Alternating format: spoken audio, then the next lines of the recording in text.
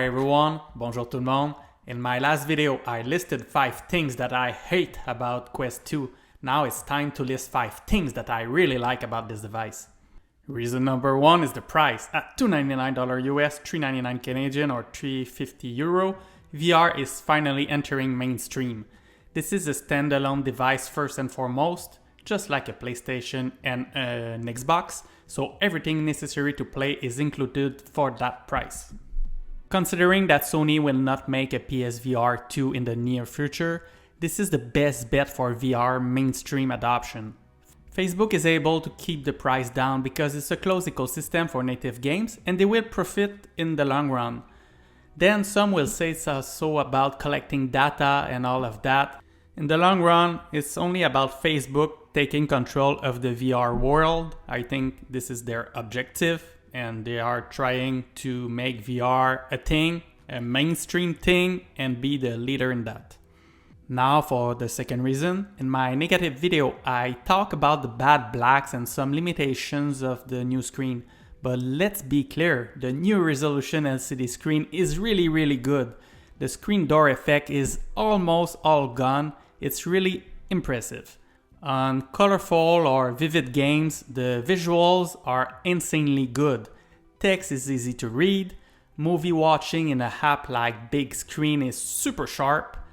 As much as I don't like the performances in low light games, I'm ready to accept it considering the new visual compared to Quest 1 in all other type of games. Quest 2 is boosting a much faster processor than Quest 1, which will enable 90Hz in the future on some games, better textures and less jaggies. However, game developers need to make modifications to their games for Quest 2 to take advantage of all of this.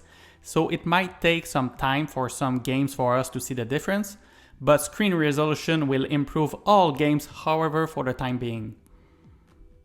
Reason number 3. The Oculus touch controllers on Quest 2 are a mix of CV1 and Quest 1.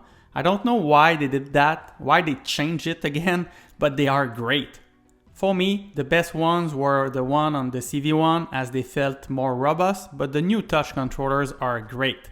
They are a little bit bigger than Q1 touch controllers and I personally like that. The buttons are all responsive and feature capacitive touch capabilities.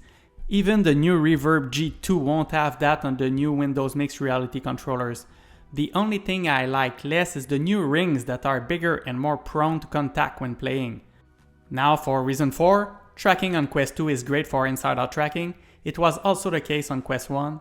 I won't go into the details as I made a full video on tracking recently where I show how good it is. It's not perfect as it cannot track the controllers behind the player, for example, but that's rarely a problem nowadays.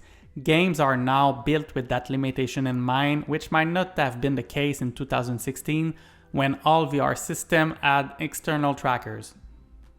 Now the fifth and final reason, as much as standalone VR headset is great for VR adoption, it's still underpowered compared to a good PC. The most impressive games won't be found on Quest. Games like Half-Life are not possible on Quest or only with really degraded graphics. Fortunately, the Quest 2 is not only a standalone device but also an hybrid VR system.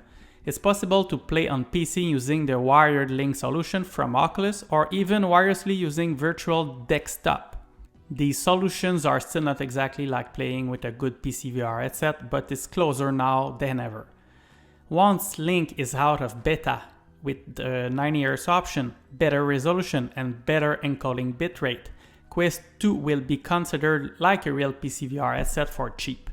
Users that are able to run virtual desktop without stutters and lag over Wi-Fi are also enjoying an incredible experience. Having no cable dragging your head and getting tangled in your legs is a dream. Wireless VR is the real future.